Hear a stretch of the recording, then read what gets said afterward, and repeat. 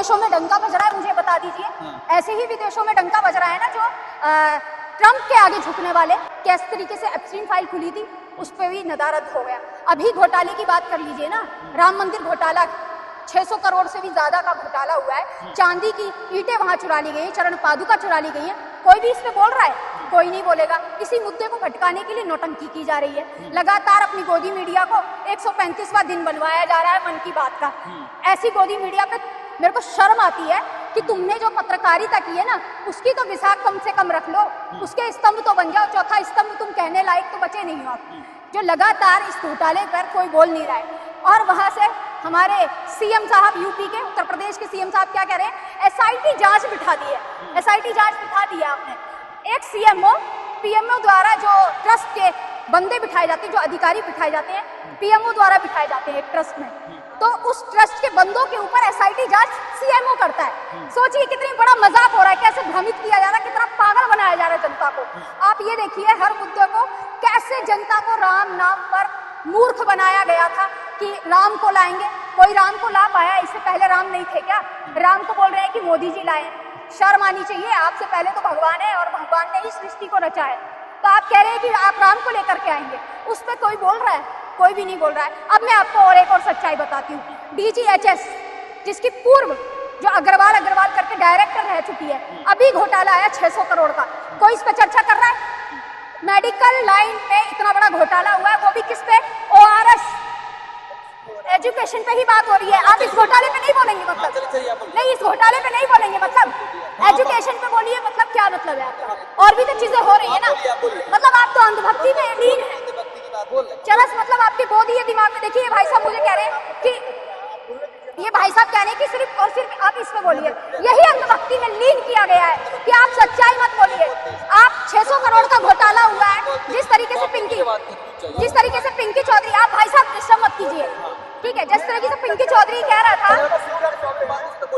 ये देखिए इस तरीके के समर्थन पैदा हो जाते हैं। अगर सच्चाई बोली जाए, सरकार के खिलाफ बोल रहे हैं, सरकार के खिलाफ आप बोल रहे हैं कि नहीं बोल रहे हैं?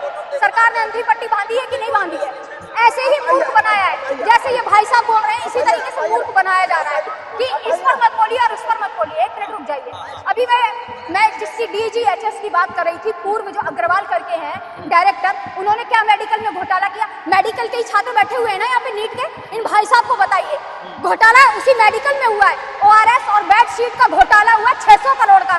कोई मीडिया दिखाएगी? नहीं दिखा रही है। अरेस्टिंग कर दिया, उसमें और भी अधिकारी लीन है। इसी तरीके से एसआईटी जांच सीएमओ कर रहा है, वो भी पीएमओ को, लोगों को ऊपर। ये एक अच्छा मजाक हो रहा है। लोगों को ऐसे ही भ्रमित और ऐसे ही पागल बनाया जा रहा है राम के नाम पर। लेकिन पिंकी चौधरी जैसे लोग क्या बोलते हैं? घोटाला हुआ है ना, राम मंदिर में हुआ है, हिंदुओं ने किया है, हमें वो भी हजम है। ऐसे तो बेवकूफ लोग हैं। मतलब घोटाला हिंदुओं ने किया तब भी चलेगा, घोटाला हमारे टैक्स का हुआ है, हम लोगों ने जाकर के जो दिया था उसका घोटाला हुआ है।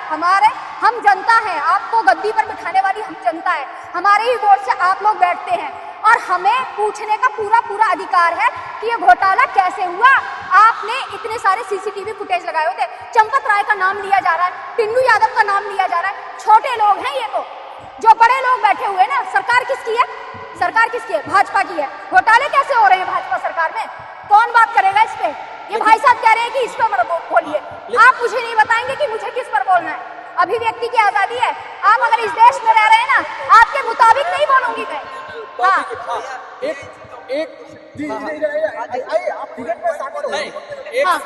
एक सवाल ये है कि आप कह रही है कि शिक्षा मंत्री मर्डरर है, लेकिन वो कह रहे हैं यहाँ जो बैठे हैं वो तो देशद्रोही हैं।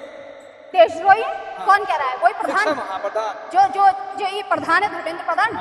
धर्मेंद्र प्रधान का तो देखिए, अभी एक दैनिक भास्कर की रिपोर्ट आई है और अभी इनका पद जाने वाला है। और मोदी जी भी कह रहे थे, क्योंकि ये देखिए मजाक तो हो ही रहा है। जैसे अभी राम मंदिर घोटाले पे मैं कह रही हूँ ना, कान चाहे यहाँ से पकड़िए चाहे यहाँ से पकड़िए, कान जरूर पकड़ा जाएगा। आप सोच रहे हैं ना कि नहीं बहुत अच्छा हो रहा है, ये अच्छा नहीं हो रहा है। आपको बेवकूफ बनाया जा रहा है, पीछे के रास्ते से आपको बेवकूफ बनाया जा रहा है। सामने कुछ दिखाया जा रहा है, पीछे के रास्ते से घोटाला करने वाले यही लोग, लेकिन उस पर कोई बात नहीं करेगा। अभी ये भाई साहब कह रहे थे, अभी उसी घोटाले पर वो जो पहलवान यहाँ पर बैठे हुए थे, उनका नाम क्या है, जिनके खिलाफ बैठे हुए थे, वो मंत्री हैं, वो कह रहे हैं मैं ब्रिजभूषण, बृजभूषण सिंह कह रहे हैं, मैं तो बोलना नहीं चाहता इस घोटाले में किसका नाम है, वो छोड़ दीजिए। बागेश्वर धाम बाबा ने ये कहा है कि जिस तरीके से ये घोटाला हुआ है, मैं भी कुछ कहना नहीं चाहता क्योंकि तमाम लोग मेरे ऊपर ही कार्रवाई करने लगेंगे और ऐसी ऐसी पर्ची खोलूंगा, ऐसी ऐसी सच्चाई बताऊंगा कि जिन जिन के नाम होंगे पूरी जनता जो है स्तब्ध रह जाएगी। अब बताइए, आप वो भी पर्ची खोलने की बात करें ना। अब ये भाजपा सरकार के दिन छटने वाले हैं, बहुत जल्द ये जाने वाली है, ध्यान रखना। यही छात्र इस भाजपा सरकार को हराएंगे क्योंकि युवा का जो शक्ति है ना, उसको कोई तोड़ नहीं पाया है। जब युवा एकत्रित हो जाता है ना, जैसे अभी कहाँ श्रीलंका में हुआ था, नेपाल में हुआ था, अगर युवा यहाँ पर एकत्रित हो गया तो मैं आज खड़े होकर यहाँ पर कह रही हूँ कि संभाले से नहीं संभल पाएंगे, ये किसी से भी नहीं संभल पाएंगे और इस सरकार को जाना पड़ेगा क्योंकि घमंड किसी का भी नहीं रहा, रावण का भी नहीं रहा, कितना भी ज्ञानी हो उसका भी नहीं रहा। तो मोदी जी आपको भी जाना पड़ेगा क्योंकि जो प्रधान है ना, वो ही हमारा करप्ट है। उस प्रधान के ब्याह पे ही तो सभी करप्ट भरे हुए हैं। अभी गौरव, ये क्या नाम है, राघव चड्डा तो इतने गिर गए हैं, अपने स्तर से इतने गिर गए हैं कि उनको तो अब कोई थूकने वाला भी नहीं है। समोसे पे चर्चा कर रहे थे, शिक्षा पे कब चर्चा करेंगे, वाहवाही तो बटोर लिया आपने समोसे पे, लेकिन अब जो राइट विंग के यूट्यूबर्स के साथ आपकी वीडियो वायरल हो रही है, कि जरा बताएंगे आप मुझे कि किस तरीके से आपने प्रबंधित करके यहाँ पर भेजा था उनको, राइट विंग्स वालों को, और यहाँ प्रोटेस्ट खराब करने के लिए, इस पर कौन चर्चा करेगा? आप बताइए। ये भाई साहब तो कह रहे हैं, क्योंकि मैं अभी जो जितनी भी बात बोल रही हूँ तथ्यों के साथ बोल रही हूँ, जितनी भी बातें हैं आप चाहे देख लीजिए, अगर आपको पता होगा। मैं भी एक पत्रकार हूँ इसलिए बोल रही हूँ, उस बिहाफ पे बात कर रही हूँ। मैं कोई एरी गैरी उठाई गई व्हाट्सएप यूनिवर्सिटी की स्टूडेंट नहीं हूँ जो मैं ये बात कर रही हूँ किसी तथ्यों पे जी। तो तभी मैं बता रही हूँ कि इन सब चीजों पे कौन बात करेगा। अभी मैंने बताया ना कि मेडिकल में किस तरीके से करप्ट हो रहा है। नितिन नवीन कह रहे हैं तो वायरस है, इनका इलाज भाजपा के कार्यकर्ता करेंगे। अरे भाजपा के कार्यकर्ता का इलाज यही छात्र करेंगे, ये ध्यान रखना। किसी की भी गद्दी जो है बची नहीं है।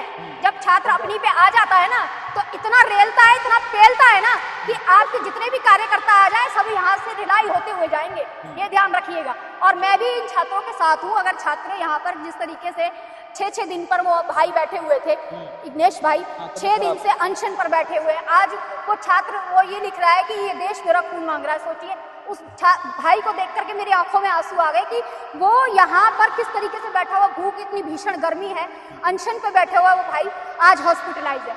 किसके कारण? इस सरकार के कारण। और इस सरकार से जवाबदेही जो है हम मांग रहे हैं ना, तो हम छात्र ही मांगेंगे और इसको खदेड़ने का काम भी हम ही लोग करेंगे, ये भी आप ध्यान रखिए।